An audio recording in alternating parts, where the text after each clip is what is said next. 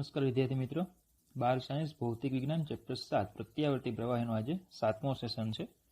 આજે બે IMP topic લેવાના છે. એસી પરિપથમાં પાવર, પાવર ફેક્ટર અને એલસી દોલનો. એમાં એલસી દોલનો એ આ ચેપ્ટરનો સૌથી વધારે આઈએમપી ટોપિક, કારણ કે એમાંથી 4 માર્કનો પ્રશ્ન તમને પૂછવાની શક્યતાઓ વધારે છે. ચાલો, તો પહેલા છે પાવર ફેક્ટર, એસી પરિપથમાં પાવર. હવે સમજો કે આપણો જે એસી પરિપથ છે, બરાબર, એ એસી પરિપથ એ વોલ્ટેજ અને પ્રવાહ બંને, એસી પરિપથમાં વોલ્ટેજ અને પ્રવાહ એ બંને જે છે એ સમય સાથે બદલાય છે. સમય સાથે કેવા થાય છે? તે બદલાય છે, બદલાતા જતા છે. હવે પ્રવાહ અને વોલ્ટેજ જો બદલાય તો પછી પાવર પણ શું થશે? પાવર પણ સમય સાથે બદલાશે.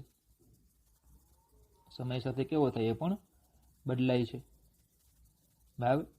તો પછી પ્રશ્ન એ છે કે ભાઈ એસી પરિપથનો પાવર એટલે કયો પાવર કહેવાય? તો કે એસી પરિપથનો પાવર એટલે તત્કાલીન પાવર, બરાબર. એ એસી પરિપથનો પાવર કહેવાય. એસી પરિપથનો પાવર એટલે જે તે સમયનો તમે પાવર ગણો એ એસી પરિપથનો પાવર કહેવાય. તો પછી વાસ્તવિક પાવર કયો? જનરલ પાવર આપણે કેવો હોય કે ભાઈ એસી પરિપથમાં પાવર, તો જે તે સમયનો પાવર એ તત્કાલીન પાવર હોય. તો સમગ્ર એસી પરિપથ જે છે એનો વાસ્તવિક પાવર એટલે કયો પાવર કહેવાય? એટલે તમને એમ પૂછ્યું કે ભાઈ એસી પરિપથનો પાવર ગોતો, તો પછી પ્રવાહ અને વોલ્ટેજ તો બદલાય છે, તો જે તે સમય તત્કાલીન પાવર એસી પરિપથનો પાવર થાય. પણ ઇન જનરલ વાસ્તવિક પાવર એ સમગ્ર આવર્તકાળ પરનું પાવરનું સરેરાશ મૂલ્ય છે. મતલબ કે આપણે પરીક્ષામાં એમ પૂછે કે ભાઈ એસી પરિપથનો પાવર ગોતો, તો ખરેખર તો પાવર એટલે બદલાતો જતો હોય, તો પછી તો એ તો તત્કાલીન પાવર તમારે કહેવો પડે, બરાબર. પણ ખરેખર શું કરવામાં આવ્યું કે ભાઈ એસી પરિપથનો પાવર એટલે વાસ્તવિક પાવર એને કહેવામાં આવે, અને એ વાસ્તવિક પાવર એટલે જે એક આવર્તકાળ પર પાવર હોય એનું સરેરાશ તમારે કહેવાનું. મતલબ કે દાખલામાં તમને એમ પૂછે કે ભાઈ પાવર ગોતો, તો પછી પાવર માટે વોલ્ટેજ અને પ્રવાહ બદલાતા હોય. વોલ્ટેજ અને પ્રવાહ બદલાય તો પાવર પણ બદલાતો જતો હોય, તો આપણે તત્કાલીન પાવર કહેવો પડે. પણ આપણે તત્કાલીન પાવર કહેવાનો નથી, આપણે જવાબ આપવાનો છે વાસ્તવિક પાવરનો, અને વાસ્તવિક પાવર એટલે સમગ્ર આવર્તકાળ પરનું પાવરનું સરેરાશ મૂલ્ય. આ પાવર કયો? તત્કાલીન. તો ટૂંકમાં જ્યારે પણ એવું પૂછાય કે એસી પરિપથનો પાવર, એટલે તમારે તત્કાલીન પાવર નહીં પણ કયો પાવર કહેવાનો? વાસ્તવિક પાવર કહેવાનો. મતલબ કે સમગ્ર આવર્તકાળ પર એનું સરેરાશ લઈને તમારે પાવર કહેવાનો, બરાબર. ચાલો, તો જો એસી પરિપથમાં વોલ્ટેજ અને પ્રવાહ બંને સમય સાથે બદલાય છે, તેથી એસી પરિપથનો માનો તત્કાલીન પાવર વ્યાખ્યાયિત કરી તેમનું માપન કરવામાં આવે છે. તત્કાલીન પાવર એનું માપન કરવામાં આવે. અને વાસ્તવિક પાવર એટલે સમગ્ર આવર્તકાળ પરનું પાવરનું સરેરાશ મૂલ્ય. વાસ્તવિક પાવર એટલે શું? સમગ્ર આવર્તકાળ પર પાવરનું સરેરાશ મૂલ્ય. તો ચાલો, એલસી પરિપથમાં આપણે પાવર અને પાવર ફેક્ટરની ચર્ચા કરીશું અને જુદા જુદા કિસ્સાઓની ચર્ચા કરીશું. તો પહેલા તો એસી પરિપથમાં વોલ્ટેજનું સૂત્ર છે આપણું V બરાબર Vm sin ઓમેગા t. અને જો તમને યાદ હોય તો આપણે પ્રવાહનું સમીકરણ મેળવેલું, I બરાબર Im sin omega t plus phi વૈશ્વિક ઉકેલ વખતે, બરાબર. અને જ્યાં Im equal to Vm upon Z અને phi આપણે લાવેલા tan inverse XC minus XL upon R, બરાબર. તો ચાલો, ઉદ્ગમ મળે પૂરો પડાતો તત્કાલીન પાવર આપણે ગોતીએ. તત્કાલીન પાવર તો P બરાબર V ગુણ્યા I, એટલે થઈ જશે Vm sin ઓમેગા t, અને પ્રવાહ આવશે Im sin omega t plus phi. Vm sin omega t અને આવશે Im sin omega t plus phi. ચલો, ઇક્વલ ટુ આને સાથે લઈ લઈએ એટલે આવશે Vm Im sin omega t plus phi into sin omega t. તો આને 2 વડે ગુણો અને 2 વડે ભાગો, તો Vm Im by 2 into 2 sin omega t plus phi into sin omega t. 2 વડે ગુણ્યા અને 2 વડે ભાગ્યા. તો તમને ખ્યાલ છે કે આપણે સૂત્ર ભણી ગયા છીએ ત્રિકોણમિતિમાં, 2SS એટલે માઇનસ સી પ્લસ સી, પહેલા ખૂણાનો સરવાળો પછી ખૂણાની બાદબાકી. તો જો સી માઇનસ સી લખું તો પહેલા બાદબાકી ને પછી સરવાળો. તો ચલો આ રીતે લખાશે હવે કે power P equal to VM IM by 2. બરાબર. ચલો 2SS એટલે સી, પહેલો સી લઈએ, એમાં ખૂણાઓને બાદબાકી લઈ લઈએ એટલે આ રીતે લખાય cos omega T plus 5 minus omega T minus cos omega T plus 5 plus omega T.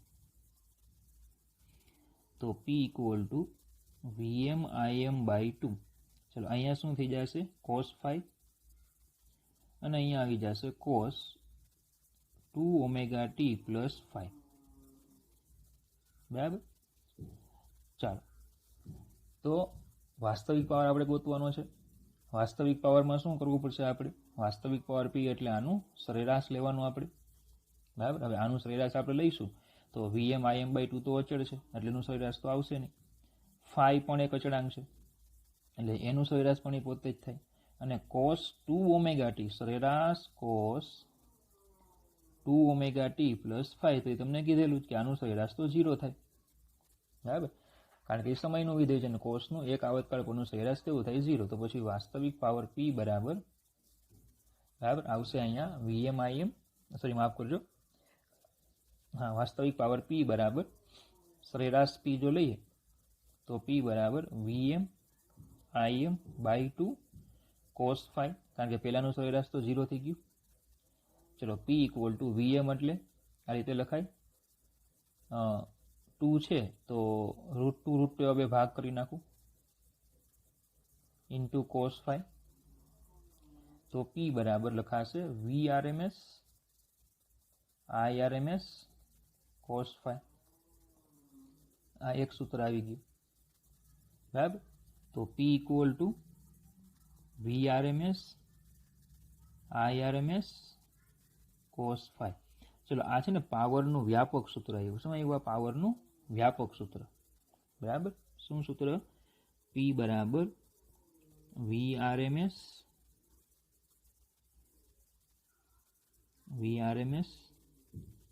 IRMS cos 5. તો જ્યારે પણ એસી પરિપથમાં પાવર ગોતવાનો કીધું હોય ને તો તમારે આ સૂત્ર એપ્લાય કરી શકો. બરાબર. ચલો હવે આપણે આવું ભણી ગયા છીએ કે VRMS equal to IRMS into Z. તો પછી અહીંયા VRMS ની કિંમત મૂકો, IRMS ઇન્ટુ Z કરો તો આવશે I² RMS into Z cos 5. I² RMS into Z cos 5. બોલજો ખબર પડે. બરાબર. અને જો આમાંથી IRMS ને કરતા બનાવો તો VRMS બાય Z, તે કિંમત IRMS ની મૂકો તો આવશે V² RMS by Z cos 5. તો આ બધા સૂત્રો જે આવ્યા ને પાવરના, એ બધા સૂત્રો પાવરના વ્યાપક સૂત્રો છે. જે સૂત્રોને તમે માત્ર L, માત્ર R, માત્ર C કે LCR બધા પરિપથને એપ્લાય કરી શકો છો. LR માટે પણ લાગે, LC માટે પણ લાગે અને RC માટે પણ લાગે. બધા પરિપથોમાં વ્યાપક સૂત્રો લાગે. તમારે ખાલી શું નક્કી કરવાનું હોય? ફાઈ કેટલો નક્કી કરવાનું. બરાબર. કઈ રીતે? હમણાં આપણે આગળ કિસ્સાઓ જોઈએ. ચાલો તો તમને સૂત્ર પરથી ખ્યાલ આવશે કે જે પાવર જે છે, પાવર એ સરેરાશ પાવર એ માત્ર વોલ્ટેજ અને પ્રવાહ પર જ નહીં પણ એમની વચ્ચેની કળા એટલે કે ફાઈ પર પણ આધારિત છે. બરાબર. પાવર જે છે આપણે એમની પાવર વોલ્ટેજ અને પ્રવાહ પર નહીં, એસી પરિપથમાં પાવર એ માત્ર વોલ્ટેજ અને પ્રવાહ પર જ નહીં પણ એમની વચ્ચેની જે કળા છે ફાઈ એની પર પણ આધાર રાખે છે. તો અહીંયા જે વધારાનું પદ આવ્યું આ cos 5, એ cos 5 ને કહેવામાં આવે પાવર ફેક્ટર. કેમ ફેક્ટર કહેવામાં આવે? કારણ કે પાવર કેટલો હશે એ cos 5 પરથી પણ નક્કી થાય. પ્રવાહ છે, બરાબર, પ્રવાહનું મૂલ્ય છે, વોલ્ટેજનું મૂલ્ય છે, પણ છતાં એવું બની શકે કે પાવર 0. કેમ કે 5 બરાબર જો બંને વચ્ચે કળા તફાવત π/2 હશે પ્રવાહ અને વોલ્ટેજ વચ્ચે કડા તફાવત π/2 હશે તો ફાઈ કેવો થઈ જાય 0, સોરી ફાઈ બરાબર π/2, તો પાવર કેવો થઈ જાય 0. બરાબર. તો ચલો આ થઈ ગયું એસી પરિપથમાં પાવરનું વ્યાપક સૂત્ર. ચલો હવે એના અલગ અલગ કિસ્સાઓ લઈએ કે અવરોધક પરિપથ, તો જે પરિપથમાં માત્ર અવરોધ હોય એને અવરોધક પરિપથ કહેવાય, આપને ખ્યાલ છે. અને માત્ર અવરોધવાળા કિસ્સામાં તો તમને યાદ હોય તો એમાં ફાઈ બરાબર 0 આવતા, પ્રવાહ અને વોલ્ટેજ એક સાથે 0 અને એક સાથે મહત્તમ થતા, તો cos ફાઈ બરાબર cos 0 બરાબર 1, તો પછી પાવર P બરાબર VRMS IRMS. તો બોલો cos ફાઈનું આ કયું મૂલ્ય છે? કોસનું આ મહત્તમ મૂલ્ય છે, તો એનો મતલબ કે અવરોધમાં આ વ્યય થતો પાવર પણ કેવો હશે? મહત્તમ. તો માત્ર અવરોધક ધરાવતો પરિપથ હોય તેમાં પાવર વ્યય કેવો હોય? મહત્તમ. ચલો બીજો છે શુદ્ધ ઇન્ડક્ટિવ અથવા કેપેસિટિવ પરિપથ. તો જે પરિપથમાં માત્ર ઇન્ડક્ટર કે માત્ર કેપેસિટર હોય તેવા પરિપથોને શું કહેવાય? શુદ્ધ ઇન્ડક્ટિવ અથવા તો શુદ્ધ કેપેસિટિવ પરિપથ. અને એમાં તમને ખ્યાલ છે કે ભાઈ માત્ર ઇન્ડક્ટર ધરાવતો પરિપથ હોય તો એમાં પ્રવાહ કેવો હોય? પાછળ. વોલ્ટેજ કેવો હોય? આગળ. પ્રવાહ કેટલો પાછળ હોય? π/2 જેટલો પાછળ હોય. માત્ર કેપેસિટરમાં પ્રવાહ કેવો હોય? આગળ. વોલ્ટેજ કેવો હોય? પાછળ. વોલ્ટેજ કેટલો પાછળ હોય? તો π/2 જેટલો પાછળ હોય. તો એનો મતલબ કે આ કિસ્સાઓમાં ફાઈ કાં તો π/2 આવશે ને કાં ફાઈ આવશે -π/2. બરાબર. તમે વોલ્ટેજના સંદર્ભમાં ગણો તો એકની કડા π/2 લેવાય, બીજાની π/2 કરતા એટલે કે -π/2 લેવાય. તો ટૂંકમાં cos ફાઈ બરાબર cos π/2 લ્યો કે પછી cos -π/2 લ્યો, એ બંને કેવા થઈ જશે? 0. તો પાવર કેવો? 0. તો ઇન્ડક્ટર કે કેપેસિટર એમાં આપણે ભણી ગયા છીએ કે એમાં પાવર કેવો હતો? 0 હતો. બરાબર. એકની ઉર્જા બીજામાં ટ્રાન્સફર, ઉર્જા જે છે એનું શું થતું? પ્રવાહ જે છે એ ફર્યા રાખતો હતો. કેપેસિટરમાં વિદ્યુત ભાર ધનથી ઋણ ને ઋણથી ધન થતો. ઇન્ડક્ટરમાં પ્રવાહ છે એ ધનથી ઋણ ને ઋણથી ધન થતો. પરિપથમાં પાવર કેવો? 0. એમ કહેતા પાવર ધન ત્યારે ઉર્જાનું શોષણ થતું, પછી પાવર ઋણ એટલે ઉર્જા મુક્ત થતી, સ્ત્રોતને ઉર્જા પાછી મળી જતી. હવે સમજો આમાં પાવર ભલે 0 હોય પણ પ્રવાહ જે છે પ્રવાહ એ શૂન્ય નથી. પ્રવાહ તો વહે જ છે ને. જો પાવર ભલે 0 હોય પણ પ્રવાહ તો પરિપથમાં પસાર થાય જ છે. તો પાવર શૂન્ય હોય ત્યારે જે પ્રવાહનું મૂલ્ય હોય એને વોટલેસ પ્રવાહ કહે છે. યાદ રાખજો, પરિપથમાં પાવર શૂન્ય હોય, બરાબર, ત્યારે જે પરિપથમાં પ્રવાહ વહેતો હોય એને વોટલેસ પ્રવાહ કહેવાય. વોટ એટલે પાવર, પાવરનો એકમ આપણે કહીએ ને વોટ. લેસ એટલે 0 અને પ્રવાહ. બોલો ખબર પડી આટલી? પરિપથમાં પાવર શૂન્ય હોય ત્યારે જે પ્રવાહ પસાર થાય એને વોટલેસ પ્રવાહ કહેવાય. બરાબર. ચલો બે કિસ્સાઓ થઈ ગયા. ત્રીજો કિસ્સો લઈએ LCR શ્રેણી પરિપથ. તો આપણે જે હમણાં સૂત્ર મેળવ્યું એ LCR શ્રેણી પરિપથ માટે જ હતું. VRMS IRMS cos phi. અને જ્યાં ફાઈ તમારે કેલ્ક્યુલેટ કરવો હોય તો phi = tan inverse XC - XL/R. બરાબર. તો આ રીતે તમને ફાઈ મળશે. હવે ધારો કે આપણે RC પરિપથ લઈએ કે પછી RL પરિપથ લઈએ, બરાબર, કે પછી આપણે LCR પરિપથ લઈએ, તો એમાં જે ફાઈ છે ફાઈ એ કોઈ દિવસ 0 થશે નહીં, અશૂન્ય જશે. એટલે ફાઈ જે છે એ ≠ 0. ફાઈ કોઈ દિવસ 0 થશે નહીં. જેથી કરીને આવા જે પરિપથો હોય એમાં પાવરનો વ્યય જે છે, પાવરનો વ્યય એ કેવો હોય છે? ઓછો હોય છે. કેવો? ઓછો હોય છે. અને આમાં વ્યય કોણ કરે? તો કે મોટા ભાગે માત્ર અવરોધ જે હોય, અવરોધ, એ જ પાવરનો વ્યય કરે છે. કારણ કે આપણે હમણાં જ ભણી ગયા કે અવરોધમાં પાવર વ્યય કેવો હોય છે? મહત્તમ. તો ઇન્ડક્ટર કે કેપેસિટરમાં પાવર વ્યય કેવો હોય છે? 0. તો ઇન્ડક્ટર ને કેપેસિટર છે એમાં પાવર વ્યય 0, તો અવરોધમાં પાવર વ્યય કેવો હોય? મહત્તમ. તો ટૂંકમાં RL, RC કે LCR પરિપથ હોય એમાં મોટા ભાગનો પાવર વ્યય કોણ કરે? માત્ર અવરોધ જ પાવર વ્યય કરે છે. બોલો ખબર પડી આટલી? Okay. Inductor, capacitor, RL, RC કે LCR પરિપથમાં બરાબર મોટા ભાગે પાવર વ્યય કોણ કરે? અવરોધમાં જ પાવર વ્યય વધારે થાય છે. બરાબર. ચલો હવે જો પરિપથમાં અનુનાદની સ્થિતિ હોય, અનુનાદ વખતે XC = XL હોય એવું આપણે ભણી ગયા, તો પછી phi = tan inverse XC - XL/R. તો બોલો આમાં આ 0 થઈ જશે, તો phi બરાબર કેવા થાય 0, અને z = √R² + XC - XL², તો આ પણ કેવા થઈ જશે R. તો પછી હવે મારે પરિપથમાં પાવર જોતો હોય તો P બરાબર શું લખાય, અહીંયા phi 0 થાય તો cos phi = cos 0 = 1, તો P બરાબર VRMS IRMS થાય, બરાબર. ચાલો હવે જો VRMS = IRMS ઇન્ટુ આપણે Z એવું લખ્યું હતું, ઇન્ટુ Z, પણ Z કેટલા થઈ ગયા R, તો પછી પાવર P બરાબર I² RMS ઇન્ટુ R પણ લખાય, અને પાવર B બરાબર V² RMS બાય R પણ લખાય, બરાબર. તો આમ અનુનાદની સ્થિતિ હોય તો મહત્તમ પાવર વ્યય કોણ કરે, R જ, કારણ કે એમાં ખાલી R જ હોય.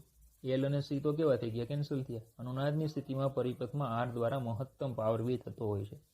તો ટૂંકમાં હંમેશા યાદ રાખવાનું, LCR પરિપથમાં મહત્તમ પાવર વ્યય હંમેશા કેમાં થાય, અવરોધમાં જ થાય. માત્ર અવરોધમાં જ મહત્તમ પાવર વ્યય થાય. પણ હવે એનો અર્થ એવો પણ નથી, જોજો, કે મારી પાસે એક માત્ર અવરોધ ધરાવતો પરિપથ છે અને એક LCR પરિપથ છે, તો આ બેમાં પાવર વ્યય કેમાં વધારે થશે, માત્ર અવરોધમાં વધારે થશે કે LCRમાં? આપને એટલી ખબર પડે છે કે LCR પરિપથ હોય, કોઈ પણ પરિપથ હોય, એમાં પાવર વ્યય અવરોધમાં જ મહત્તમ હોય, LC કરતા અવરોધમાં જ મહત્તમ હોય. તો માત્ર અવરોધ ધરાવતો પરિપથને LCR પરિપથ હોય તો આમાં પાવર વ્યય કેનો મોટો હોય? તો જો માત્ર અવરોધ ધરાવતો પરિપથ હોય એમાં P બરાબર VRMS IRMS આવે, અને LCR પરિપથમાં P બરાબર VRMS IRMS cos phi આવે. હવે આમાં cos phi = R બાય માનાંકમાં Z થાય. હવે LCR પરિપથ છે તો એમાં Z નું મૂલ્ય કંઈક તો હોવાનું જ, Z નું મૂલ્ય કંઈક હશે એટલે cos phi કેવો થશે, <1, કારણ કે Z કેટલા છે, Z √R² + XC - XL² છે. તો બોલો આ જો આ બંને કેન્સલ થાય તો R હોય, જો આ બે કેન્સલ થાય અનુનાદ થાય તો પછી Z બરાબર R થાય.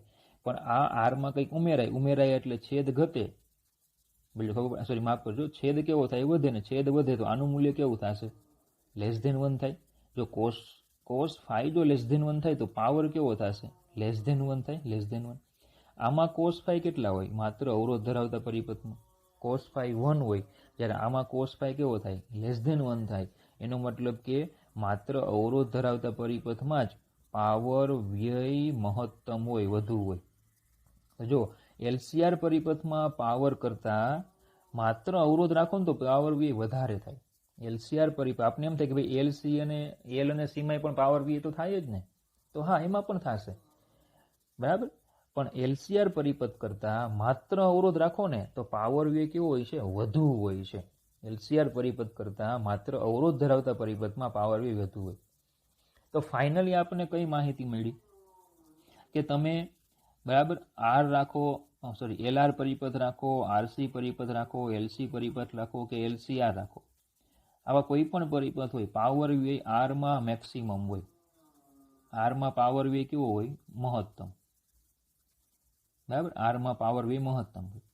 પણ જો આમની સરખામણી માત્ર R સાથે કરો તો પછી આમની કરતા માત્ર R ધરાવતા પરિપથોમાં પાવર વ્યય આ બધા કરતા મોટો હોય. ટૂંકમાં એમ કહેવાય કે એકલા R ને રાખો એની જગ્યાએ જો તમે RL, RC, LC કે LCR પરિપથ લ્યો તો એમાં પાવર વ્યય કેવો હશે, ઓછો હશે. પાવર વ્યય કેવો હશે, એમાં ઓછો હશે, બરાબર. તો કન્સેપ્ટ છે MCQ, એના માટે તમારે યાદ રાખવાનું, બરાબર. ચાલો એની પછી છે જે બીજો ટોપિક આપણે લઈ લેવાનો છે, LC દોલનો. હવે સમજો કે મારી પાસે ધારો કે કેપેસિટર છે, ફુલ્લી ચાર્જ કેપેસિટર છે, એને જો હું અવરોધ સાથે જોઈન્ટ કરું, ફુલ્લી ચાર્જ કેપેસિટર છે એને જો હું અવરોધ સાથે જોઈન્ટ કરું તો શું થશે, તો કે પ્રવાહ વહેશે, પ્રવાહ વધશે ને કેપેસિટર કેવો થશે, ડિસ્ચાર્જ થશે. કેપેસિટર કેવો થાય? ડિસ્ચાર્જ થશે. કેપેસિટરમાં સંગ્રહિત ઉર્જા જે હોય, કઈ ઉર્જા હોય? વિદ્યુત ઉર્જા. એ વિદ્યુત ઉર્જા શું થશે? અવરોધમાંથી પસાર થશે એટલે ઉષ્મા ઉર્જા સ્વરૂપે વ્યય પામશે અને કેપેસિટર ડિસ્ચાર્જ થઈ જશે, એની પરનો વિદ્યુતભાર 0 થઈ જશે. ચલો, ખબર પડી? બરાબર. તો અવરોધમાં જૂલ ઉષ્મા ઉર્જા સ્વરૂપે વ્યય પામે. પણ હવે સમજો કે હું અહીંયા અવરોધની જગ્યાએ, માફ કરજો, અવરોધની જગ્યાએ એક એવું અહીંયા ઘટક જોડી દઉં કે જેનો અવરોધ જ 0 હોય. અવરોધ હતો એટલે વ્યય થયો. પણ આપણે એક અહીંયા એવો ઘટક જોડી દઈએ કે જેનો અવરોધ જ નથી, અવરોધ 0. બરાબર. તો શું થાય? તો જો એક પરિપથ કે જેમાં અવરોધ શૂન્ય હોય, અવરોધ શૂન્ય કોને હોય? તો કે ઇન્ડક્ટર, શુદ્ધ ઇન્ડક્ટર આપણે લઈએ, શુદ્ધ ઇન્ડક્ટર, તો એનો અવરોધ કેવો હોય છે? 0. શુદ્ધ ઇન્ડક્ટર આપણે જો ધ્યાનમાં લઈએ તો એનો અવરોધ કેવો હોય? 0 હોય. તો હવે ફૂલ્લી ચાર્જ કરેલા કેપેસિટરને ઇન્ડક્ટર સાથે જોડવામાં આવે તો કઈ ઘટના બને? બરાબર, એની આપણે ચર્ચા કરવાની છે. જો અવરોધ સાથે તમે જોઈન્ટ કરો તો એ ડિસ્ચાર્જ થઈ જશે, પરિપથમાં પ્રવાહ પછી 0 થઈ જશે. પણ જો કેપેસિટરને આપણે એવા ઘટક સાથે જોડીએ કે જેનો કોઈ અવરોધ જ નથી, જેને શુદ્ધ ઇન્ડક્ટર કહેવામાં આવે છે, જેનો અવરોધ કેવો લઈએ આપણે? 0, તો કઈ ઘટના બને એની આપણે ચર્ચા કરવાની છે. બરાબર. પણ આજે આખી રચના તૈયાર થઈ એને કહેવામાં આવે એલસી પરિપથ. શું કહેવામાં આવે? એલસી પરિપથ. ચલો, ખબર પડી? બરાબર. જો જેનો અવરોધ અવગણી શકાય, જેનો અવરોધ અવગણી શકાય તેટલો નાનો હોય તેવા ઇન્ડક્ટરને કેપેસિટરની બે પ્લેટો વચ્ચે જોડવાથી બનતા પરિપથને એલસી પરિપથ કહેવાય. જ્યારે વિદ્યુતભારિત કેપેસિટરને અવરોધ વગરના ઇન્ડક્ટર દ્વારા વિદ્યુતભારિત કરવામાં આવે છે ત્યારે અચળ કંપ વિસ્તાર અને અચળ આવૃત્તિવાળા, જોજો, અચળ કંપ વિસ્તાર અને અચળ આવૃત્તિવાળા વિદ્યુતીય દોલનો ઉત્પન્ન થાય છે. આવા દોલનોને એલસી દોલનો કહે છે. આ શું છે તો એની ચર્ચા આપણે હમણાં આગળ કરીશું. એકદમ લાસ્ટમાં આપણે દોલનો શું છે એની ચર્ચા કરશું. બરાબર. પણ જ્યારે કેપેસિટરને, વિદ્યુતભારિત કેપેસિટરને અવરોધ વગરના ઇન્ડક્ટર દ્વારા વિદ્યુતભારિત કરવામાં આવે અથવા તો જોડવામાં આવે ત્યારે અચળ કંપ વિસ્તાર અને અચળ આવૃત્તિવાળા વિદ્યુતીય દોલનો ઉત્પન્ન થાય છે. દ્વારા વિદ્યુતભારિત નહીં પણ ઇન્ડક્ટર સાથે જોડવામાં આવે, એવું કહી તો ચાલે. ઇન્ડક્ટર સાથે જોડવામાં આવે, જો કે પછી વિદ્યુત ભારિત થશે ઇન્ડક્ટર થકી, પણ આપણે એની ચર્ચા પછી કરશું. હમણાં ખાલી સામાન્ય શબ્દો રાખીએ. તો ઇન્ડક્ટર સાથે એને શું કરવામાં આવે? જોડવામાં આવે. બરાબર. જો ઇન્ડક્ટર સાથે જોડવામાં આવે તો પછી શું જોવા મળે છે આપણને? અચળ કંપ વિસ્તાર અને અચળ આવૃત્તિવાળા, અચળ કંપ વિસ્તાર અને આવૃત્તિવાળા વિદ્યુતીય દોલનો ઉત્પન્ન થાય છે. આવા દોલનોને શું કહેવામાં આવે છે? એલસી દોલનો. ચાલો સમજતા જઈએ. પહેલા ચર્ચા કરીએ પરિપથમાંથી. તો પરિપથ તમને કીધો જ કે ઇન્ડક્ટર જે છે એને કેપેસિટર સાથે જોઈન્ટ કરવાનો. ચલો બીજું, તમને એ તો ખ્યાલ જ હોવો જોઈએ કે ઇન્ડક્ટરમાં ઉર્જાનો સંગ્રહ ચુંબકીય ઉર્જા સ્વરૂપે થાય, જે આપણે ચેપ્ટર નંબર 6માં ભણી ગયા, ½ Li². અને કેપેસિટરમાં જે ઉર્જા સંગ્રહ થાય એ વિદ્યુત ઉર્જા સ્વરૂપે હોય, જે આપણે ભણી ગયા છીએ ચેપ્ટર નંબર 2માં, Q²/2C. તો એનો આપણે અહીંયા ઉપયોગ કરીશું. કેપેસિટર અને ઇન્ડક્ટર અનુક્રમે વિદ્યુતીય અને ચુંબકીય ઉર્જાનો સંગ્રહ કરી શકે છે. જ્યારે એક વિદ્યુતભારિત કેપેસિટરને ઇન્ડક્ટર સાથે જોડવામાં આવે ત્યારે કેપેસિટર પર રહેલા વિદ્યુતભાર અને પરિપથમાં પ્રવાહ વિદ્યુતીય દોલનોની ઘટના ઉપજાવે છે. શું વિદ્યુતીય દોલનો છે આપણે હમણાં ચર્ચા કરવાના છે. બરાબર. જે યાંત્રિક તંત્રમાં થતા દોલનો જેવા જ છે. યાંત્રિક તંત્રના દોલનો મતલબ કે જે પેલું લોલકમાં દોલનો થતા તે આમ જાય, ત્યાંથી આમ જાય.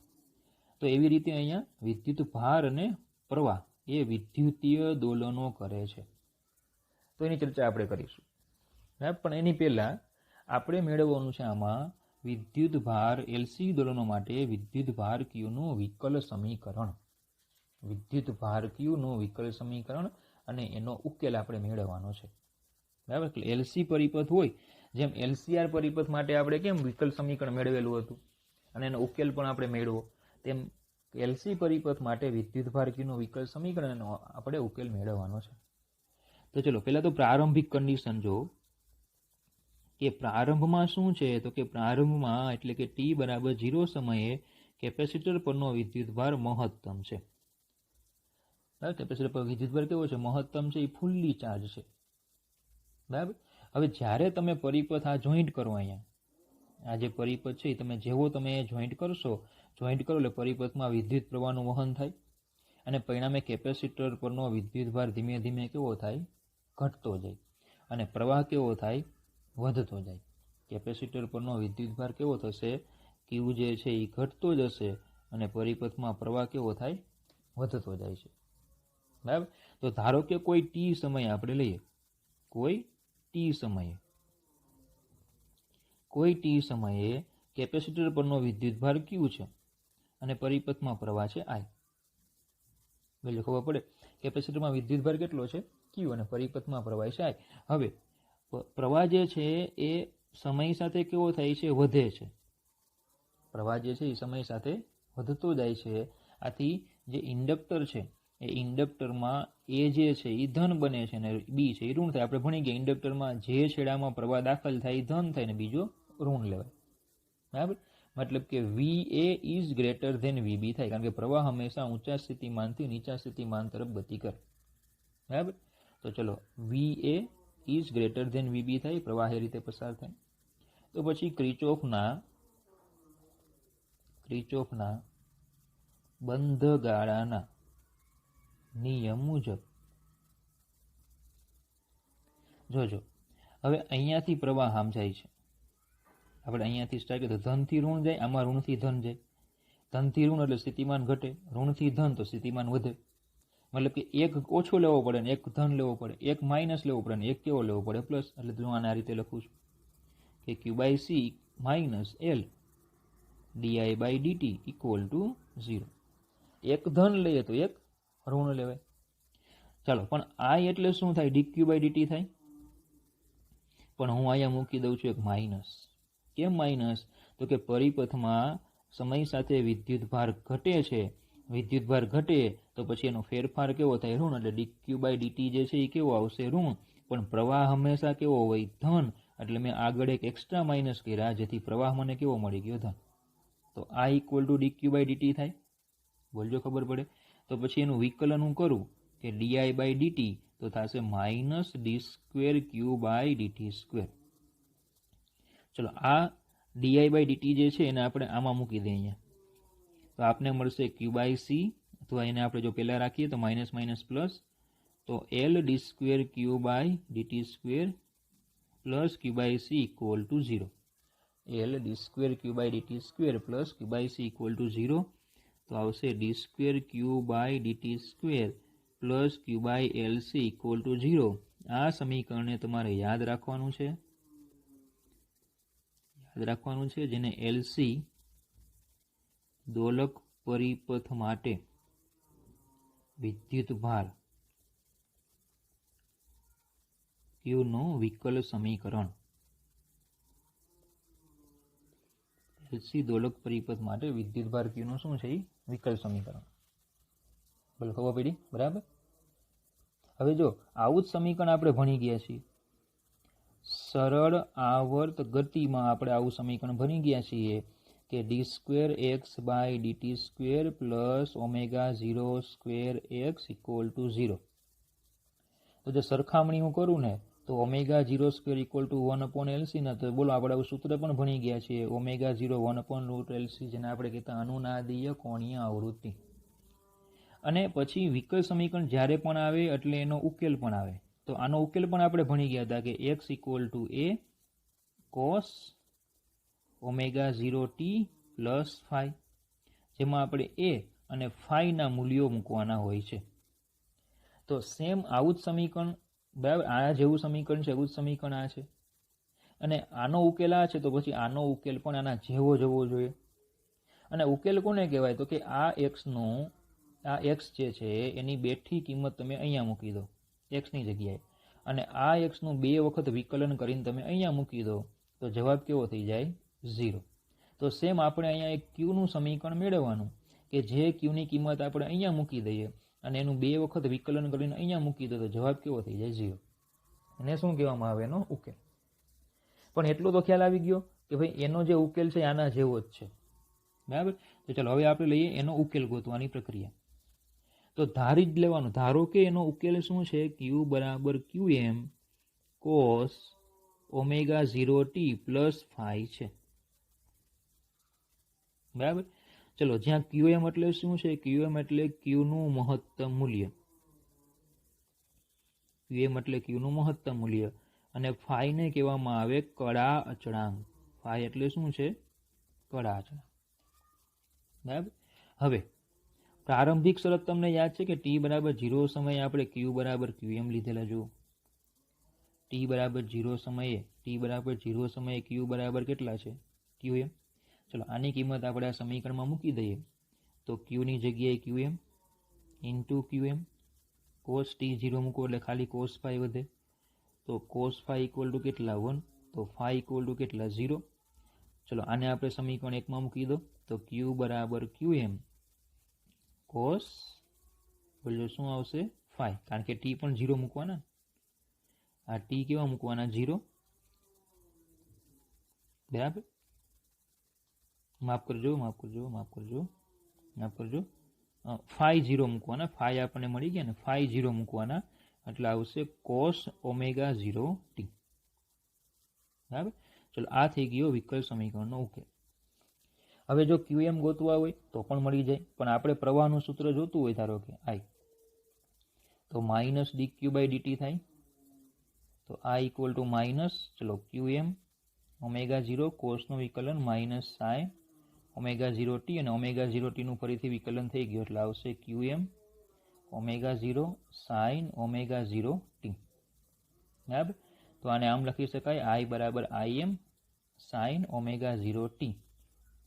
આ પ્રવાહનું સૂત્ર થઈ ગયું કે જ્યાં im બરાબર qm ઓમેગા 0. તો જો તમને યાદ હોય ને તો આપણે LCR પરિપથમાં વૈશ્વિક ઉકેલની ચર્ચા કરી ગયા હતા.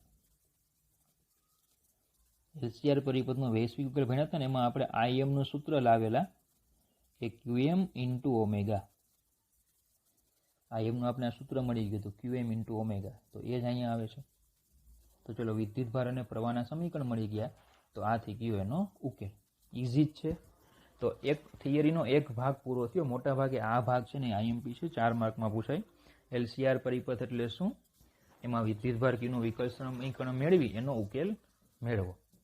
બરાબર. LCR પરિપથ એટલે શું? વિદ્યુતભાર કીનું વિકલ સમીકરણ. તો LCR પરિપથ એટલે આટલું લખવાનું, વિકલ સમીકરણમાં આટલું કેલ્ક્યુલેશન અને પછી ઉકેલ. અને હવે છે આપણે LCR પરિપથ માટે દોલન. ચાલો, નેક્સ્ટ ચર્ચા છે દોલનોનો અર્થ સ્પષ્ટ કરો. જે આપણે આગળ વાત કરી કે ભાઈ દોલન, બરાબર, એની આપણે ચર્ચા કરવાની છે કે દોલનો થાય છે તો કેના દોલનો થાય અને કેવી રીતે થાય. ઓકે. પણ આ બધી ફિગર્સની ચર્ચા કરીએ એની પહેલાં હું તમને મારી રીતે દોલન શું છે એ સમજાવું. બરાબર. જો, એના માટે આપણે એક કોષ્ટક છે એને પ્રિપેર કરીએ, જેથી આપણને ખૂબ જ સરળતાથી દોલનનું ખ્યાલ આવી જાય. બરાબર. ચાલો જોજો. આપણે એક આવતકાળનો આખો, બરાબર, સમય લઈ લઈએ.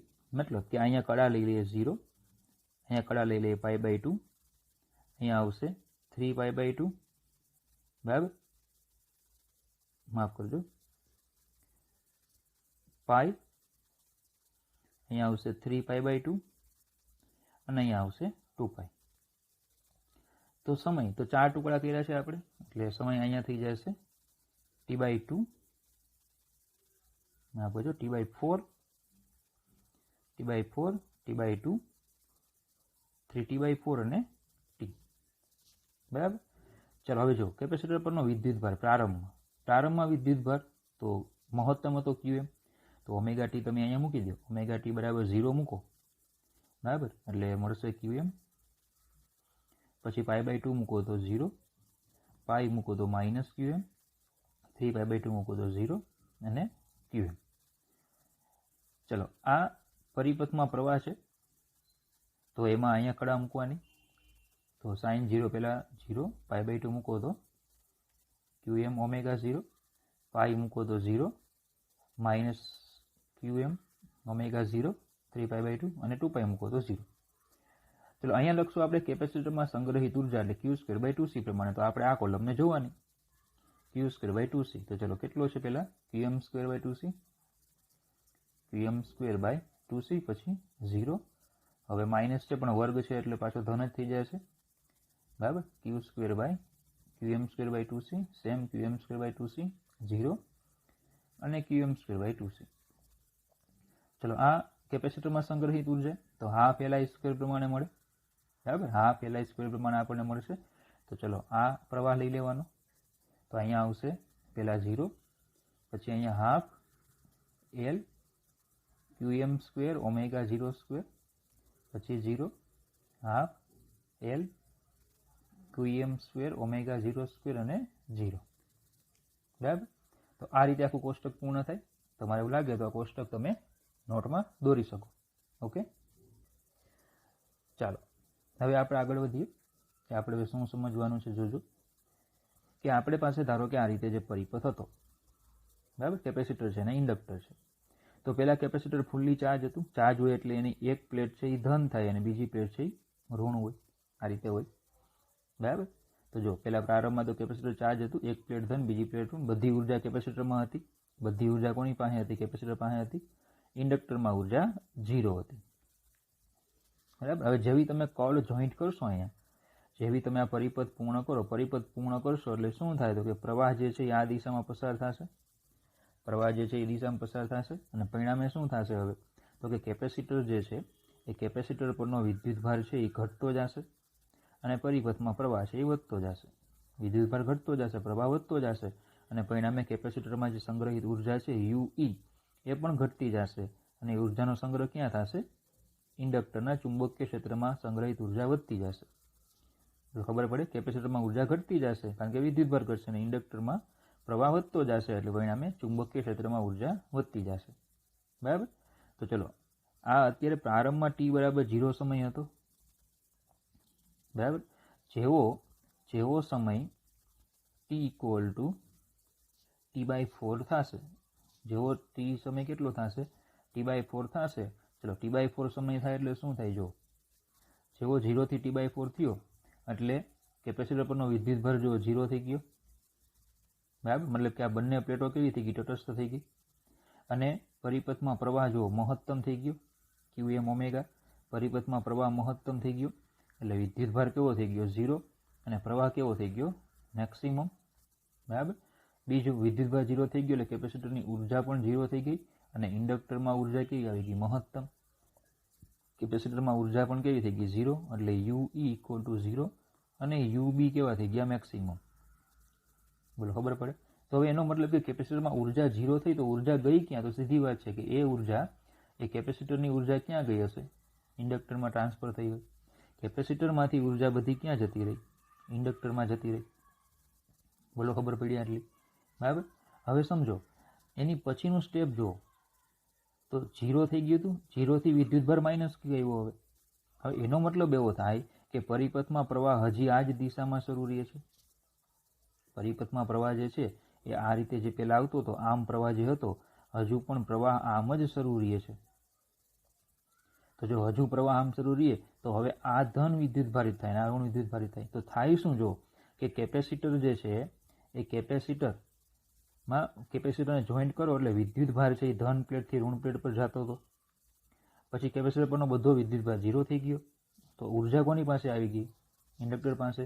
ઇન્ડક્ટર હજુ ધન વિદ્યુતભારને ઉર્જા આપે અને એને હજુ અહીંયાથી આમ મોકલશે અને પરિણામે હવે આ પ્લેટ જે છે એ પ્લેટ કેવી થશે? ધન વિદ્યુતભારિત થશે અને જેવો સમય t ઇક્વલ ટુ 3T/4 થશે, 3T/4, બરાબર. ત્યારે કેપેસિટરની ઉર્જા છે એ ઘટતી જતી હતી, કેપેસિટર ચાર્જ થતું જતું હતું, પરિણામે એની ઉર્જા કેવી થઈ જશે? મેક્સિમમ. અને ઇન્ડક્ટરની ઉર્જા કેવી થઈ જશે? 0. પરિપથમાં Q જે છે એ મેક્સિમમ થઈ જશે અને પરિપથમાં પ્રવાહ કેવો થઈ જશે? 0. જો તમે ચેક કરો તો અહીંયા જો આ 0 થી માઇનસ થયા મતલબ કે પોલારિટી ચેન્જ થઈ ગઈ. તો અહીંયા જેવી પોલારિટી હતી એ કેવી થઈ ગઈ? અહીંયા ચેન્જ થઈ ગઈ. પ્રવાહ જુઓ 0 થઈ ગયો, ઉર્જા ફરી પાછી ક્યાં આવી ગઈ? કેપેસિટરમાં. એટલે પરિપથમાં પ્રવાહ જે છે, બરાબર, એ તો આ રીતે જ જાય છે પાછો એટલે ફરી પાછી ઉર્જા ક્યાં ટ્રાન્સફર થઈ? બરાબર, કે ઇન્ડક્ટરમાંથી કેપેસિટરમાં થઈ. હવે શું થાય? ઇન્ડક્ટરની ઉર્જા તો પૂરી થઈ ગઈ, 0 થઈ ગયું, બધી ઉર્જા કેપેસિટર પાસે પાછી આવી ગઈ એટલે હવે પ્રવાહ કેવો જશે? આમ જશે. પ્રવાહ હવે આમ જશે અને વિદ્યુતભાર કેવો થશે? ઘટતો જશે. એટલે ફરીથી કેપેસિટર પરનો વિદ્યુતભાર ઘટતો જશે, પરિપથમાં પ્રવાહ વધતો જશે, UE ઘટતા જશે, 0 થઈ જશે અને UB કેવા થઈ જશે? મેક્સિમમ. કયા સમયે? તો કે t ઇક્વલ ટુ બરાબર. ટી જે છે 0 T/4, પછી અહીંયા માફ કરજો, અહીંયા 3/2, અહીંયા T/2 અને આ થઈ ગયો 3T/4 સમયે. બરાબર. ફરી પાછું જો ચેક કરો, 3T/4 સમય આવે છે અહીંયા. આ 3T/4 છે, તેમાં જો શું થાય છે, વિદ્યુતભાર અહીંયા 0, પ્રવાહ મહત્તમ, કેપેસિટરની ઉર્જા 0 થઈ ગઈ ને ઇન્ડક્ટરની મહત્તમ થઈ ગઈ. એટલે ફરી પાછો જે ઉર્જા છે ક્યાં સંગ્રહ પામે છે, કેપેસિટરમાં, સોરી ઇન્ડક્ટરમાં. પહેલાં ઉર્જા ક્યાં હતી, કેપેસિટરમાં, પછી ઉર્જા ક્યાં સંગ્રહ થાય, ઇન્ડક્ટરમાં, ફરી પાછી કેપેસિટરમાં, પણ પોલારિટી ચેન્જ થઈ ગઈ, ફરી પાછી ક્યાં આવી ગઈ, ઇન્ડક્ટરમાં. પરિપથમાં પ્રવાહ વળો જે કઈ દિશામાં આવી ગયો, વિરુદ્ધ દિશામાં થઈ ગયો, તો જો અહીંયા માઇનસે આવી ગયા. પ્રવાહ વિરુદ્ધ દિશામાં થઈ ગયો એટલે માઇનસ આવી ગયા. બધી ઉર્જા પાછી ક્યાં ટ્રાન્સફર પામી, ઇન્ડક્ટરમાં. બધી ઉર્જા ફરી પાછી ઇન્ડક્ટરમાં ટ્રાન્સફર પામે. હવે ફરી પાછું શું કરશે, ઇન્ડક્ટર હજુ વિદ્યુતભારોને ઉર્જા આપશે. એ તમારે આમ જવું હતું ને, ચલો હું ઉર્જા આપું, તમે આમ જાઓ. એટલે હવે આ શું થઈ જશે, આ પ્લસ થઈ જશે અને આ માઇનસ થાય. કારણ કે જેવી બધી ઉર્જા ટ્રાન્સફર થશે એટલે આની પોલારિટી, કે વિદ્યુતભાર 0 થઈ ગયો, ત્યાં 0 થઈ ગયો. ત્યાં હવે ફરી પાછો પ્રવાહ જે છે એ હજી આ જ દિશામાં રહેશે, પ્રવાહ છે આમ જ રહેશે. અને જે ઇન્ડક્ટરની ઉર્જા છે એ કેમાં ટ્રાન્સફર થશે, ફરી પાછી કેપેસિટરમાં. એટલે જેવો ટી સમય થશે, T = T સમય થશે એટલે કેપેસિટર જે છે એ શું થશે, ફરી પાછું ચાર્જ થવા મળશે, પરિપથમાં પ્રવાહ વધતો જશે. જેવો ટી સમય થશે એટલે કેપેસિટરની ઉર્જા છે એ મહત્તમ થઈ જશે અને ઇન્ડક્ટરમાં ઉર્જા છે એ 0 થઈ જશે. પ્રવાહની દિશા આમ હશે. જો આ ચાર્જ થવા માંડી ગયો, પ્રવાહ ઘટતો ગયો, કેપેસિટરમાં ઉર્જા એ ઇન્ડક્ટરમાંથી આવી ગઈ. બરાબર. તો ટૂંકમાં થયું શું, તો કે આ ધારો કે આપણું જે કેપેસિટર છે તે, અને આ આપણું જે ઇન્ડક્ટર છે તે. બરાબર. પહેલા જે વિદ્યુત પ્રવાહ છે એ વિદ્યુત પ્રવાહ એ પહેલા કેપેસિટરની, બરાબર, એક પ્લેટ પરથી બીજા પ્લેટ પર ગયો. પહેલા જે પ્રવાહ છે એ ઇન્ડક્ટર થકી એક પ્લેટથી બીજા પ્લેટ પર વિદ્યુતભાર ગયો. બરાબર. અને પછી ત્યાંથી ફરી પાછો ક્યાં આવ્યો, પેલી પ્લેટ પર આવ્યો. એટલે એમ કે કેપેસિટરમાં પરિપથમાં વિદ્યુતભાર જે છે, વિદ્યુતભાર એ એલ થકી કેપેસિટરની બે પ્લેટો વચ્ચે દોલનો કરે છે. વિદ્યુતભાર છે એ શું કરે છે, એલ થકી કેપેસિટરની બે પ્લેટો વચ્ચે દોલનો કરે છે. આવા દોલનોને કહેવામાં આવે છે એલસી દોલનો. આવા દોલનને શું કહેવાય, એલસી દોલનો. બરાબર. એટલે કે કેપેસિટર પર વિદ્યુતભાર હોય, ત્યાંથી વિદ્યુતભાર છે ઇન્ડક્ટર થકી બીજી પ્લેટ ઉપર જાય. એ પ્લેટ પર વિદ્યુતભાર હોય, ત્યાંથી ઇન્ડક્ટર થકી એ બી પ્લેટ પર જાય અને ફરી પાછો બી પ્લેટ પર વિદ્યુતભાર આવશે, એ ઇન્ડક્ટર થકી ફરી પાછો એ પ્લેટ પર આવે. ને આ જ રીતે આખું સર્કલ શું કરે, ચાલ્યા રાખે. બરાબર. તો વિદ્યુતભારે એલ થકી કેપેસિટરની બે પ્લેટો વચ્ચે શું કરે છે, દોલનો કરે છે, જેને એલસી દોલનો કહેવામાં આવે છે. બોલો, ખબર પડી આટલી? ઓકે. ચાલો હવે જુઓ બીજી એક વાત, કે અહીંયા આની ઉર્જા ઘટે, આની ઉર્જા વધે, તો એક સ્થિતિ બોલો અહીંયા એવી આવશે કે નહીં, કે વચ્ચે સમાન થાય. બરાબર. પછી આ 0 થઈ જાય ને આ મહત્તમ થાય. પછીની સ્થિતિમાં શું થાય, કે જે આ ઉર્જા છે એ વધતી જશે, આ ઉર્જા ઘટતી જશે. તો એક સ્થિતિ એવી આવશે કે જે ક્યારેકથી શું થશે, સમાન થશે, અને ફરી પાછી શું થશે, આ મહત્તમ અને આ 0. બરાબર. તો જો આ 0 થી T/4 આવું થાય તો સમાન ક્યારે થઈ હશે, T/8 સમયે સમાન થઈ હોય. બરાબર. તો આ 3T/8 સમયે સમાન થઈ હશે. તો આપણે બુકમાં છે ને અડધી ફિગર જ આપેલી છે, અડધે સુધીની, પાછળનું કશું સમજાયું નથી. બરાબર. અને આકૃતિઓ 5 આપી છે. કારણ કે અહીંયા જ્યારે સમાન થાય ત્યારે વિદ્યુતભાર કેવો થયો હશે, થોડો ઘટી ગયો હશે, ઘટે. અહીંયા પણ વિદ્યુતભાર કેવો થયો હશે, થોડો વધી ગયો હશે. એટલે અહીંયા જેટલો વિદ્યુતભાર હોય એની કરતાં અહીંયા કેવો હશે, થોડો ઓછો, પછી 0, પછી થોડો વધારે પાછો મહત્તમ. ખબર પડી આટલી? ઓકે. તો ચલો કોષ્ટક તમે બરાબર યાદ રાખો એટલે તમને ખ્યાલ આવે કે ઉર્જા ક્યાંથી ક્યાં, કયા સમયે ઉર્જા ક્યાંથી ક્યાં ટ્રાન્સફર થાય. બરાબર. હવે આપણે જે બુકમાં આપ્યું છે એની પર ચર્ચા કરીએ. જુઓ, ચલો બુકમાં આપણને આ રીતે આપ્યું છે. આ પહેલો પોર્શન લઈએ આપણે. તો બધી ઉર્જા ક્યાં છે, કેપેસિટરમાં હોય. પ્રારંભમાં બધી ઉર્જા કેપેસિટરમાં છે, ઇન્ડક્ટરમાં કોઈ ઉર્જા છે નહીં. જોજો, બધી ઉર્જા કેપેસિટરમાં છે, ઇન્ડક્ટરમાં 0. આટલો ખ્યાલ આવી ગયો. આ પોઝિટિવ છે ને આ નેગેટિવ છે. તો ચલો UE મેક્સિમમ, UB 0. ક્લિયર આટલું? હવે શું થશે? પરિપથમાં પ્રવાહ જશે, પરિપથમાં આ દિશામાં પ્રવાહ પસાર થાય, બરાબર. પરિણામે આ ઉર્જા કેવી થાય? ઘટતી જાય. આ જે છે એ ઘટતી જશે, આની ઉર્જા વધતી જશે. તો આ જે સ્થિતિ આપી ને એમાં બંનેની ઉર્જાઓ સમાન છે, એક ઘટે એક વધે એટલે બંને સમાન ધારો કેમ, બરાબર. ચાલો, એટલે કે આ જે સ્થિતિ છે આ t બરાબર 0 સમય, તો આ છે t/8. ઓકે. હવે ચલો, આ ઘટતી હતી તો ઘટીને કેવી થઈ ગઈ? જો 0. આ વધતી હતી તો વધીને કેવી થઈ ગઈ? મહત્તમ. બોલો, થઈ ગયું? u 0 થઈ ગયા, u બી મહત્તમ થઈ ગયા, બરાબર. ચલો, હજી એની પછી શું થાય છે? એની પછી ફરીથી કેપેસિટરમાં ઉર્જા કેવી થશે? વધતી જશે, ઇન્ડક્ટરમાં ઉર્જા ઘટતી જશે. તો આ સ્થિતિમાં કેવી થશે? સમાન. પણ પોલારિટી ચેન્જ થઈ જશે. આ માઇનસ આવ્યું ને આ પ્લસ આવ્યું, બરાબર. તો ચલો, આ 0 સમયે આવી સ્થિતિ t/8, તો આ થઈ ગયો t/4 સમયે, અને ત્યારે ઉર્જા 0 થઈ જતી બધી, બરાબર. આ થઈ ગયો 3t/8 સમય, અને આ થઈ ગયો સમય t/2, અડધો, બરાબર. તો આ મેક્સિમમ વિદ્યુતભારિત થાય, આ મિનિમમ થાય, બધી ઉર્જા આમાં ટ્રાન્સફર થઈ જાય, જ્યારે આ ઉર્જા 0. બોલો, છે બધી ઉર્જા જે છે એ ટ્રાન્સફર થઈ જાય આમાં, અને આની ઉર્જા કેવી થઈ જશે? 0. તો એમ કહે છે કે આમાં જે આ દોલનો આવ્યા ને એ સ્પ્રિંગના દોલનોની જેવું જ છે. સ્પ્રિંગનું દોલન થતું હોય એ તમને ખ્યાલ છે, સ્પ્રિંગ જે છે એ દોલનો કરે, બરાબર. સ્પ્રિંગ ધારો કે આપણી પાસે છે, તો સ્પ્રિંગ છે એ દોલન કરે. તો આ જે સ્થિતિ છે એ y બરાબર 0 સ્થિતિ છે અત્યારે. હવે તમે સ્પ્રિંગને ખેંચેલી રાખો, ધારો કે અહીંયા સુધી ખેંચી લો, એટલે એમાં ઉર્જા સંગ્રહ થશે. કેટલી ઉર્જા? તો કે સ્થિતિ ઉર્જા હાફ કે એસ. સમજો તો સ્પ્રિંગને ખેંચીને તમે મૂકી દો, બરાબર, દોલનો કરશે, બરાબર.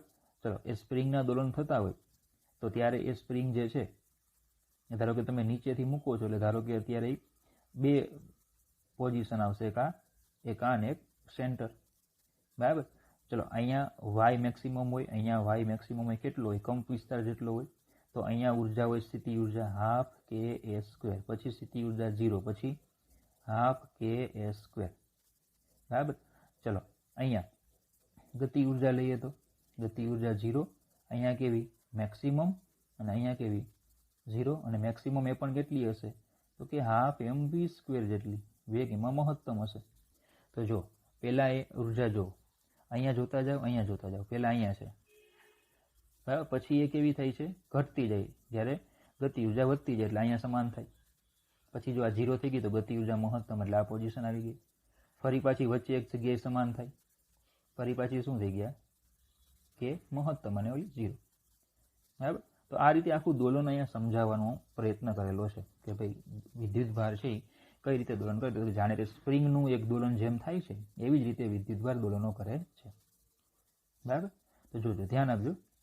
વાક્ય જરાક લઈ લઈએ. આકૃતિ એ માં દર્શાવ્યા મુજબ પ્રારંભમાં વિદ્યુતભાર qm વાળા કેપેસિટર સાથે આદર્શ ઇન્ડક્ટર જોડેલ છે, એટલે કે અવરોધ જેનો 0 હોય તેવું. તો કેપેસિટરમાં સંગ્રહિત ઉર્જા હાફ qm²/c. પરિપથમાં પ્રવાહ વહેતો નથી એટલે ઇન્ડક્ટરમાં 0. તો કુલ ઉર્જા એટલે જ u હાફ qm²c. પેલી આકૃતિ થઈ. હવે બી આકૃતિ એટલે t/8 સમય, બંનેમાં ઉર્જા કેવી છે? સમાન. જો આકૃતિ બી માં દર્શાવ્યા મુજબ t બરાબર 0 સમયે કળ બંધ કરતા કેપેસિટર વિદ્યુતભાર વિભારિત થાય એટલે ડિસ્ચાર્જ થાય, થવાની શરૂઆત થાય. જેમ પરિપથમાં પ્રવાહ વધવા લાગે એટલે પ્રવાહ કેવો થાય? વધવા માંડે.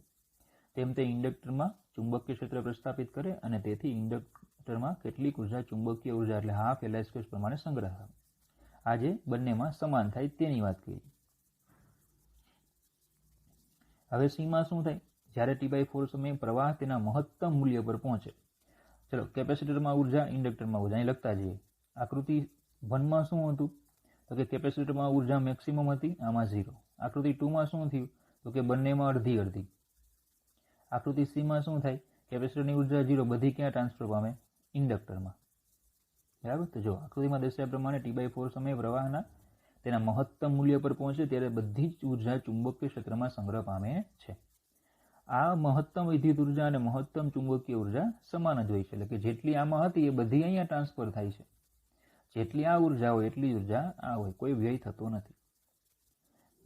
હવે જે સમયે કેપેસિટર પર કોઈ વિદ્યુતભાર હોતો નથી તે સમયે તેમાં કોઈ ઉર્જા હોતી નથી, એટલે એની ઉર્જા 0.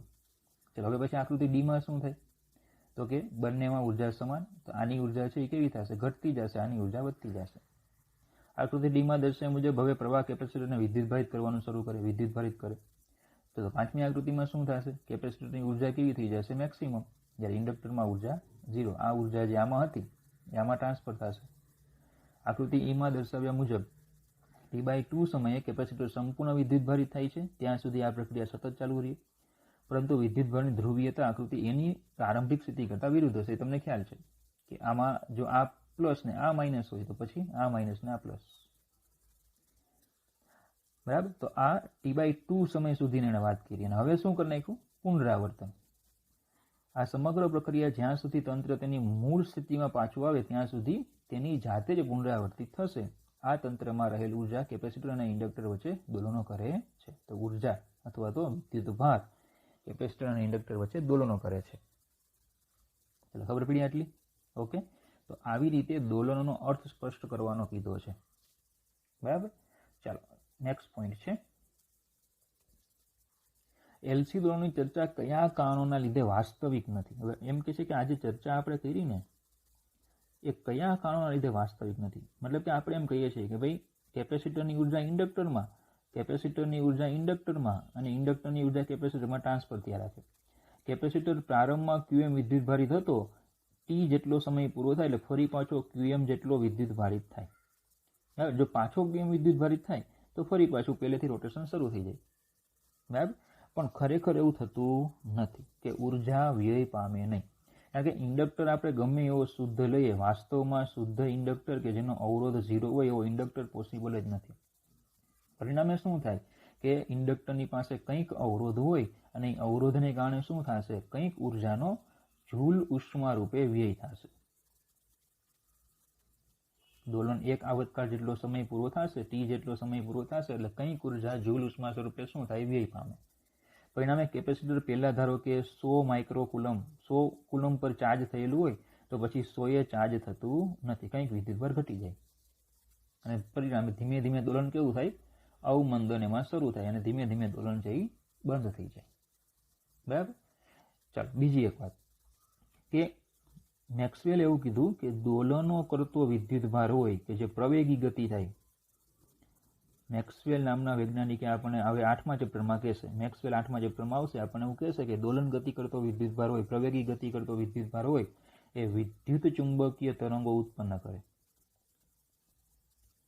હવે આમાં કેપેસિટર જે છે એની બે પ્લેટો વચ્ચે વાયા ઇન્ડક્ટર વિદ્યુતભાર દોલનો કરે છે. તો પછી ઇન્ડક્ટરમાંથી શું ઉત્પન્ન થાય છે? વિદ્યુત ચુંબકીય તરંગો ઉત્પન્ન થાય છે. આવા પરિપથને ટેન્ક પરિપથ કહે છે. આવા પરિપથને શું કહેવાય? ટેન્ક પરિપથ. તો વિદ્યુત ચુંબકીય તરંગોના સ્વરૂપે પણ ઉર્જા ઉત્પન્ન થઈ શકે અને પરિણામે પણ અવમંદન એમાં થાય અને જે દોલનો છે એ કેવા થાય? નાશ પામે. બોલો, ખબર પડે? અવમંદન થાય અને એને કારણે એવું બને કે દોલનો કેવા થઈ જાય? નાશ પામે. હવે આવા ટેન્ક પરિપથોનો ઉપયોગ પણ થાય છે ટ્રાન્સમિશનમાં. બરાબર. રેડિયો છે કે ટીવી છે એમાં જે એન્ટેના હોય છે, જે ટ્રાન્સમીટર હોય છે, એમાં વિદ્યુત જે તરંગો હોય, વિદ્યુત તરંગો એ પ્રકાશના તરંગોમાં રૂપાંતર કરવામાં આવા ટેન્ક પરિપથ, દોલક પરિપથોનો ઉપયોગ થાય છે. બરાબર. જેને આપણે વાયરલેસ કોમ્યુનિકેશન કહીએ, જેમાં વાયર જ ન હોય તો સંદેશો એક જગ્યાએથી બીજી જગ્યાએ કોને લીધે પહોંચે? તો કે પ્રકાશના તરંગો એને પહોંચાડે. બરાબર. જેને આપણે રેડિયો તરંગો કહીએ છીએ, રેડિયો તરંગો. તો એમાં આવા દોલક પરિપથોનો ઉપયોગ થાય છે. તો જો દરેક ઇન્ડક્ટર કેટલોક અવરોધ ધરાવે, આ અવરોધને કારણે વિદ્યુતભાર અને પરિપથના પ્રવાહ પર અવમંદનની અસર નિપજે છે અને છેવટે દોલનો નાશ પામે છે. જો અવરોધ શૂન્ય હોય તો પણ તંત્રની કુલ ઉર્જા અચળ રહેતી નથી. તે તંત્રમાંથી વિદ્યુત ચુંબકીય તરંગો સ્વરૂપે ઉત્સર્જિત થાય છે. વિદ્યુત ચુંબકીય તરંગો સ્વરૂપે શું થાય? ઉર્જા ઉત્સર્જિત જાય છે. રેડિયો અને ટીવી ટ્રાન્સમીટરો આ વિકિરણો પર આધારિત હોય છે. બરાબર. ચાલો, એની પછી નાનો પોઈન્ટ છે એલસી દોલનોને સ્પ્રિંગના છેડે બાંધેલ અથવા જોડેલ બ્લોકના યાંત્રિક દોલનો સાથે સરખામણી કરો. એલસી દોલનોની સરખામણી કરવાની છે આપણે સ્પ્રિંગના સૂત્રો સાથે. તો જો પહેલા તો એલસી દોલન માટે વિકલ સમીકરણ શું આવ્યું? d2q/dt². બરાબર. Plus q/LC = 0. તો પછી દોલનો માટે વિકલ સમીકરણ આવે d2x/dt². Plus omega 0 square x equal to 0. જો આ બંનેની આપણે સરખામણી કરીએ તો આપણે સ્પષ્ટ ખ્યાલ આવે કે ભાઈ જે ઓમેગા 0 સ્ક્વેર છે એ 1/LC છે, મતલબ કે ઓમેગા 0 ઇક્વલ ટુ 1/√LC. બરાબર. જ્યારે આમાં દોલન ગતિમાં ઓમેગા 0નું સૂત્ર તમને ખ્યાલ છે, √k/m આવતું, જ્યાં k એટલે સ્પ્રિંગ અચળાંક. બરાબર. ચલો આ ફર્સ્ટ પોઈન્ટ. સેકન્ડ પોઈન્ટ કે યંત્રશાસ્ત્રમાં F ઇક્વલ ટુ ma આવે, એટલે કે m dv/dt આવે, અથવા તો m d2x/dt2 આવે. તો આપણે અહીંયા વિદ્યુત ચાલક બળ આવે -L di/dt equal to -L d2q/dt2. તો આ બંનેની જો આપણે સરખામણી કરીએ તો આપણે શું જાણવા મળશે, તો કે F એને સમતુલ્ય આમાં આવશે EMF. બરાબર. m એને સમતુલ્ય બોલો L, જેની આપણે ચેપ્ટર 6 માં પણ વાત કરી ગયા છીએ. બોલો ખબર પડે. બરાબર. ચાલો આટલું ક્લિયર થઈ ગયું. અને x એને સમતુલ્ય વિદ્યુત ભાર. ચલો એની પછી ઓમેગા 0 ઇક્વલ ટુ √k/m અને આમાં ઓમેગા 0 ઇક્વલ ટુ 1/√LC. તો ચલો હમણાં આપણે આગળ કીધું કે ભાઈ જે L છે એને સમતુલ્ય m, તો એનો મતલબ કે આમાં k જે છે એને સમતુલ્ય શું આવશે, 1/c. k ને સમતુલ્ય શું આવે એમાં, 1/c. પડે ખબર. ચાલો બીજું કે F ઇક્વલ ટુ આપણે સૂત્ર હતું kx, તેમાંથી k ઇક્વલ ટુ f/x થાય. તો પછી આમાં એવું સૂત્ર શું બનશે, k ને સમતુલ્ય 1/c, f ની જગ્યાએ e અને x ની જગ્યાએ q. સરખામણી કરી અહીંયા જો. તો પછી આપણે સૂત્ર ભણી ગયા કે નહીં, E ઇક્વલ ટુ q બરાબર q ઇક્વલ ટુ cv, એના જેવું આવી જાય કે નહીં. તો આ MCQ માટે ટૂંકમાં તૈયાર કરવાનું છે કે યંત્રશાસ્ત્રમાં જે ભૌતિક રાશિ છે એને સમતુલ્ય વિદ્યુત શાસ્ત્રમાં કઈ ભૌતિક રાશિ આવે. જો આખું કોષ્ટક મેં બનાવી દીધું છે. જો કે ધારો કે યંત્રશાસ્ત્રમાં આપણે પ્રણોદિત દ્રોણોની ચર્ચા કરીએ, તેનું સમીકરણ હતું m d2x/dt2 plus b dx/dt plus kx equal to f0 cos omega 0t. તો વિદ્યુત શાસ્ત્રમાં સમીકરણ આવે L d2q/dt2 plus r dq/dt plus q/c equal to vm sin omega 0t. આ સમીકરણ તમારે યાદ રાખવાનું છે. આના પરથી સમીકરણ આવે. તો આમાં સ્થાનાંતર આવતું તો અહીંયા વિદ્યુતભાર q, આમાં દળને સમતુલ્ય ઇન્ડક્ટર, આમાં અવરોધક ગુણાંકને સમતુલ્ય અવરોધ, બળ અચળાંક k તો એને સમતુલ્ય કેપેસિટરનો વ્યસ્ત. હમણાં આપણે સાબિત કર્યું. ચાલક આવૃત્તિ એટલે ઓમેગા d આવૃત્તિ, કોણીય આવૃત્તિ, અથવા તો fd પણ કહી શકીએ આપણે. ચાલક આવૃત્તિ એટલે કે f, અહીંયા આપણે fd ઓમેગા d કરી નાખી. તો fd બરાબર, fd તો આમાં આવૃત્તિ આવે f0. પ્રાકૃતિક કોણીય આવૃત્તિ ઓમેગા d, તો પ્રાકૃતિક કોણીય આવૃત્તિ ઓમેગા 0. આમાં સૂત્ર આવશે √k/m અને આમાં સૂત્ર આવશે √1/√LC. આમાં મહત્તમ કંપ વિસ્તાર એટલે કે મહત્તમ સ્થાનાંતરે, જ્યારે આમાં મહત્તમ સ્થાનાંતર qm. ચાલક બળનો કંપ વિસ્તાર એટલે કે બળનો કંપ વિસ્તાર આમાં f0 છે, જો અહીંયા, જ્યારે આમાં છે vm. બરાબર. મહત્તમ કંપ વિસ્તાર. વેગ v ઇક્વલ ટુ આવતું આમાં dx/dt, તો આમાં વેગને સમતુલ્ય પ્રવાહ આવે dq/dt. યાંત્રિક ઉર્જા જે છે એ આવતું 12kx² પ્લસ 12mv². તો અહીંયા આવશે હાફ, k ની જગ્યાએ શું આવે 1/c, એટલે q²/2c જેવું થઈ ગયું. અને 12mv² તો 12li². બોલજો ખબર પડી આટલી. ઓકે. તો આ રીતે આખો મેં ટોપિક તમને કવર કરાયો. દોલનો એ આ ચેપ્ટરનો સૌથી IMP ટોપિક છે. આખો ટોપિક આપણે કવર કર્યું. તમને એવું લાગે તો તમારે 2 થી 3 વખત તમે વિડીયો જુઓ. વિડીયો છે 2 થી 3 વખત જો, ખાસ કરીને પેલા દોલનો જે વાળો સેક્શન છે ને તે. બરાબર. અને પછી એક વખત તમે નોટમાં આખું લખો અને પછી બરાબર મોઢે કરો અને એક વખત મોઢે લખો. બરાબર, એટલે ટોપિક કમ્પ્લીટ ક્લિયર થશે. આ વર્ષે આ ટોપિક પૂછવાની શક્યતાઓ મેક્સિમમ છે. બરાબર, ચાલો આજે આટલું જ રાખીશું આપણે. Thank you.